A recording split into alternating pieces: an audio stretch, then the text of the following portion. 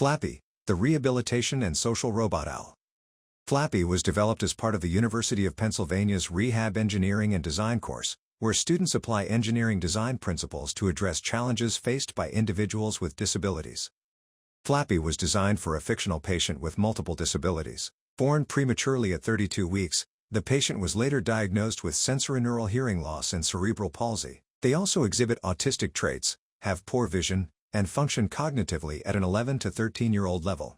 Additionally, the patient is significantly stronger on their left side, as they are left-handed. The patient primarily uses a wheelchair for mobility but can walk with the assistance of a walker. Stair climbing is possible with support, and the patient is capable of self-feeding. To facilitate communication, the patient uses hearing aids and relies on basic sign language as well as picture-based systems.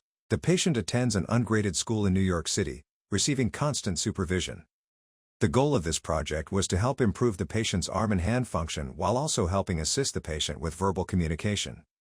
With this goal in mind, several key robot behaviors were established. First, the robot must include audio buttons that the patient can press to enable it to speak on their behalf. Second, it should feature rehabilitative games designed to improve both fine motor skills through finger-based activities and gross motor skills through arm-based exercises. The robot must also have alert systems to notify caregivers when the patient leaves the wheelchair or when its battery is low. Beyond these behaviors, specific design constraints were outlined. The robot must be compatible with the patient's wheelchair and positioned on the left side. It should also have large, easily accessible buttons for interaction. Lastly, all electrical components must be self-contained to ensure safety for the patient. After outlining the robot's requirements, several concepts were developed and compared, leading to the creation of a final design plan. The robot would take on either a humanoid or animal-like form, feature large communication buttons, and include various Simon Says-style rehabilitation games to enhance fine and gross motor skills. Additionally, it would be equipped with a seat sensor to detect if the patient attempts to leave the wheelchair, an alarm to signal a low battery, and a mount to securely attach it to the wheelchair. The final prototype was designed in SolidWorks, consisting of 45 interconnecting parts that were 3D printed and assembled. The circuitry was built around an Arduino Uno, incorporating buttons, force-sensitive resistors, flex sensors, and LEDs.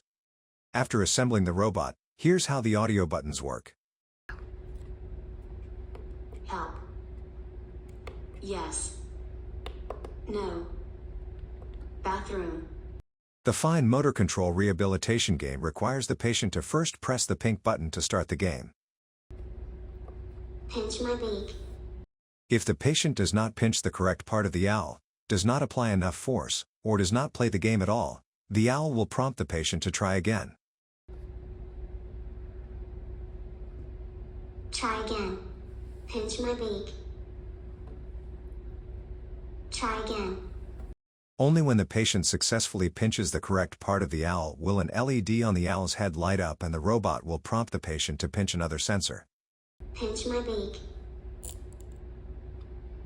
Nice job. Pinch my left ear. Then, after the patient has completed all three movements, the owl will celebrate by flapping its wings. Nice job. Pinch my right ear. Nice job.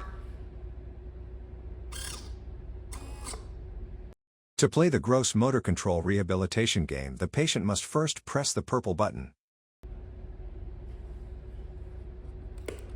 Bend my wings. After being prompted to bend Flappy's wings, the user must try and bend the flexible wings upward toward the owl's head. If the patient does not bend the wings upwards enough, Flappy will prompt them to keep going until they reach the designated threshold. At this point, Flappy will say "nice job" and flap its wings. Keep going.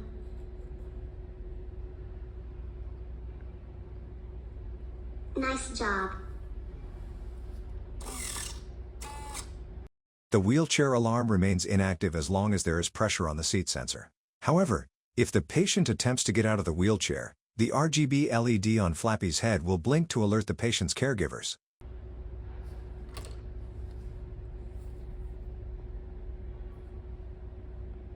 Finally, Flappy can easily be attached to the patient's wheelchair using a simple latch system.